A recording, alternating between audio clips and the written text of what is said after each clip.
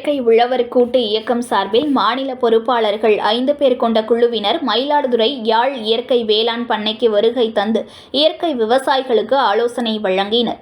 தமிழகத்தில் இயற்கை வேளாண்மையை ஊக்குவிக்கும் விதத்தில் இயற்கை விவசாயிகள் ஒன்று சேர்ந்து இயற்கை வேளாண்மையை பொதுமக்களிடம் கொண்டு சேர்ப்பதற்காக பல்வேறு முயற்சிகளை எடுத்து வருகின்றனர். இதற்காக தமிழ்நாடு இயற்கை உழவர் கூட்டு இயக்கம் என்ற ஒரு இயக்கத்தை தமிழக இயற்கை விவசாயிகள் ஏற்படுத்தி அதன் வாயிலாக பல்வேறு இயற்கை வேளாண்மையில் ஈடுபடும் விவசாயிகளை நேரில் சந்தித்து ஆலோசனை வழங்கி வருகிறார்கள்.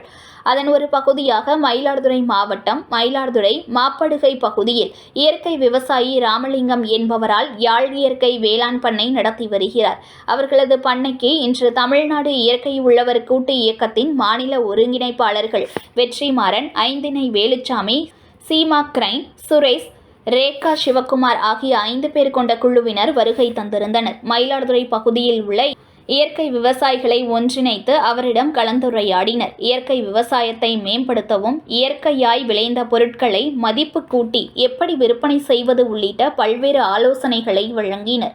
மேலும் யாழ் இயற்கை வேளாண் பண்ணையை நேரில் சென்று பார்வையிட்டு ஆய்வு செய்தனர். மேலும் இக்கூட்டத்தில் தமிழகம் முழுவதும் உள்ள இயற்கை விவசாயிகளை ஒன்று சேர்த்து இயற்கை விவசாயத்தை ஊக்குவிக்க பல்வேறு நடவடிக்கைகள் எடுப்பதற்கான தீர்மானங்கள் நிறைவேற்றப்பட்டது. செய்திகளை உடனுக்குடன் தெரிந்து கொள்ள லைக் பண்ணுங்க, ஷேர் பண்ணுங்க, சப்ஸ்கிரைப் பண்ணுங்க, மறக்காம கமெண்ட் பண்ணுங்க.